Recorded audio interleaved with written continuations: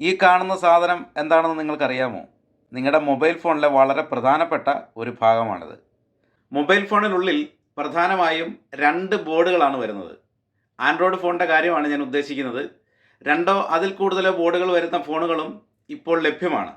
പക്ഷേ സാധാരണയായി നമ്മൾ കണ്ടുവരുന്നത് മൊബൈൽ ഫോണിനുള്ളിൽ 2 ബോർഡുകളാണ്. അതിലെ പ്രധാനപ്പെട്ടത് മൊബൈൽ ഫോണിൻ്റെ മെയിൻ മദർ ബോർഡ്. ഇതേപോലെ ആയിരിക്കും അതിരിക്കുക. ഇത് മിക്കവാറും വരുന്നത് മൊബൈൽ ഫോണിൻ്റെ ഏറ്റവും മുകൾ ഭാഗത്തായിട്ടായിരിക്കും. രണ്ടാമത് വരുന്നത് ഇതേപോലത്തെ ഒരു ചെറിയ ബോർഡാണ്. ഇതിന് നമ്മൾ CC ബോർഡ് അല്ലെങ്കിൽ സബ് PCB എന്നൊക്കെയാണ് പറയുക. ഇതിനകത്ത് വരുന്നത് ചാർജിങ്ങിൻ്റെ പിന്ന്, ഹെഡ്സെറ്റിൻ്റെ പിന്ന്, അതേപോലെ മൈക്കിൻ്റെ കണക്ഷൻ, ഇത്രയായിരിക്കും പ്രധാനമായിട്ടും ഇതിനകത്ത് വരുന്നത്. ഇതിൽ മറ്റൊരു കാര്യം കൂടെ, നെറ്റ്വർക്കിൻ്റെ കണക്ഷൻ.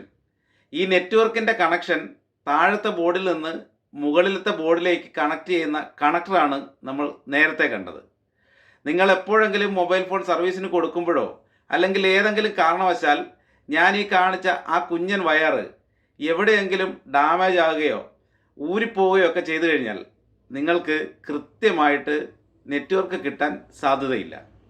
നെറ്റ്വർക്ക് എന്ന് പറഞ്ഞാൽ നിങ്ങൾക്ക് റേഞ്ച് കിട്ടാൻ ചാൻസ് ഇല്ല എന്നർത്ഥം. ഏതെങ്കിലും കാരണവശാൽ ഇത്തരം കംപ്ലൈൻറ്റുകൾ വന്നു കഴിഞ്ഞാൽ നമ്മൾ സ്വാഭാവികമായും ഇത് റീപ്ലേസ് ചെയ്യുകയാണ് പതിവ്. ഇതിൻ്റെ എല്ലാം തന്നെ സ്പെയറുകൾ നമുക്ക് അവൈലബിൾ ആണ്.